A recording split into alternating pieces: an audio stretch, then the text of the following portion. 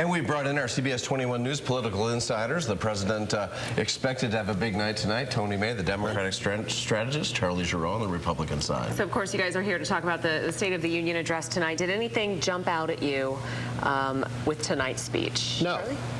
Most of these State of the Union messages are quickly forgotten. I mean, think back over the 30 years or whatever we've been watching these. How many memorable moments from a State of the Union address do you remember? There simply aren't very many. These are the best of times and the worst of times for a president. You have all the trappings and surroundings of that palatial chamber and everybody on their feet when you come in.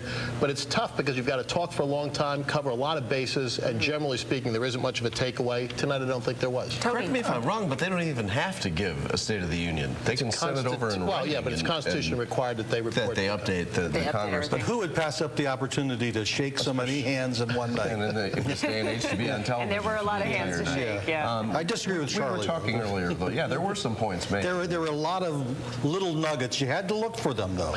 But for instance, things that we will see throughout the year that I think will be a cause for Republicans to want to cooperate with the president. First and foremost, the idea about opening up 75% of our oil lands that have proven oil deposits and gas deposits, both offshore and onshore. That was a surprise. Yeah, Boehner kind of flinched. Oh, well, can I hate that? No.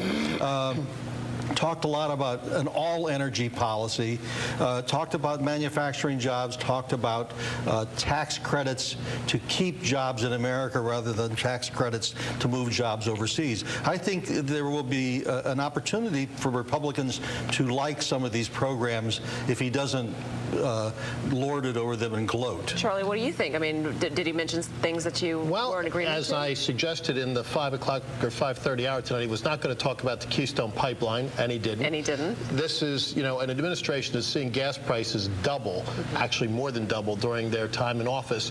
So energy's got to be something that he talks about. I think there are some things there to take a look at. But quite frankly, it's very unlikely that any of the proposals that he made tonight legislatively are going to pass between now and November. So these are little nuggets that, frankly, are part of his campaign. But they could pass, though, Charlie, if the Republicans would cooperate. The Republicans, Tony, have, as I said earlier tonight, been passing bill after bill after bill and sending them over to the Senate. But nothing seems to happen over there. Well, we talked about that tonight, too. He did reference the need for Senate rules changes. One thing that was interesting tonight, though, you know, at the beginning of the speech, when there's the ceremonial entry, members of Congress post up along the rail there to get a little FaceTime with the president.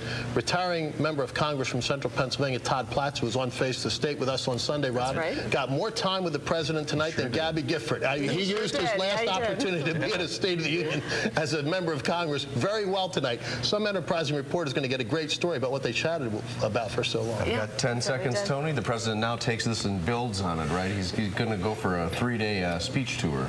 He's going to go out and he's going to talk mostly about income inequality and how that the Congress and the governor, president can try to bring down that gap between the very rich and the rest of us. All right, guys, thank you so much. Even Charlie, right? We appreciate your time talking about the State of the Union, and of course, we'll have to see what happens from here on out. It's going to be an exciting year, that's for sure. It will be.